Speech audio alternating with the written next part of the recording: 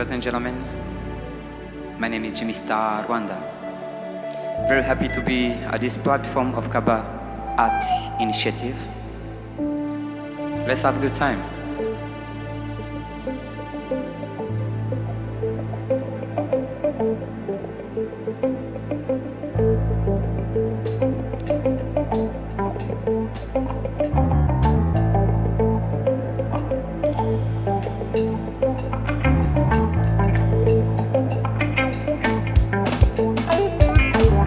Sanze kubaho ntago ufite impande zose, sanga iby'isi byambuza amagara. Sanze kubaho ntago ufite impande zose, sanga mu mutima wanjye hataho umwijima. Uri inshuti magara kanondotira amakana, ubwo tumenyana umucyo warandasiye, nerurijwe ndahanga indirimbo z'ibihumbi zisingiza uwo ndiwe. Uri inshuti magara kanondotira amakana. One more time, say. Ubwo tumenyana umucyo warandasiye, nerurijwe ndahanga indirimbo z'ibihumbi zisingiza uriwe. Uri inshuti magara kanondotira amakana, mukunzi uko nigeze nanga nabimenye uryamo sinkumenya, sishidikanya kuri we. Uri inshuti magara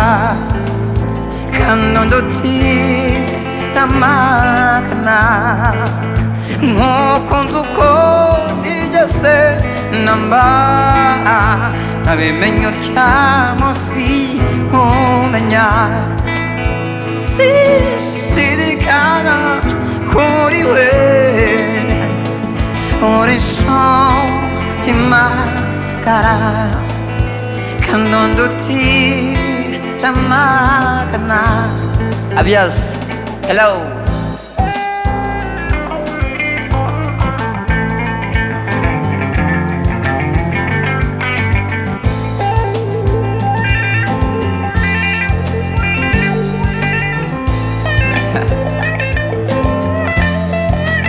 Yeah, Inshuti. Inshuti is my song. It's a love story song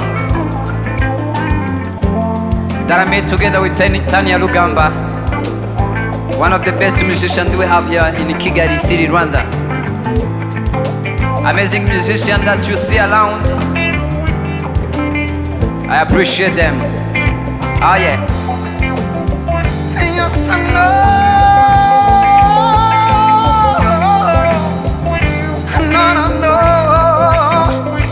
Yes, I know, I know.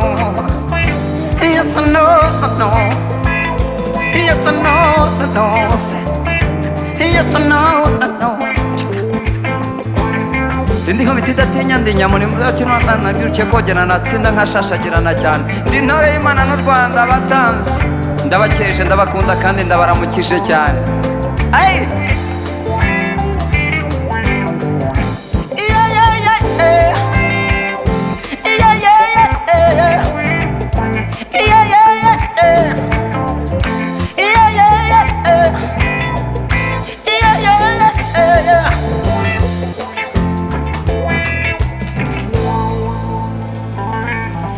Ubwo tumenyana umucyo warandasiye, nerurijwe ndahanga indirimbo z'ibihumbi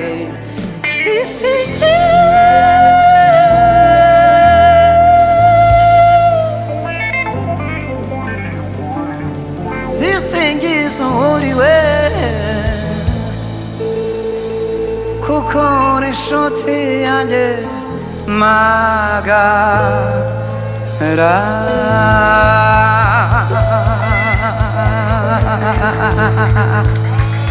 Thank you. Jimmy Star, Rwanda, KABA Art Initiative.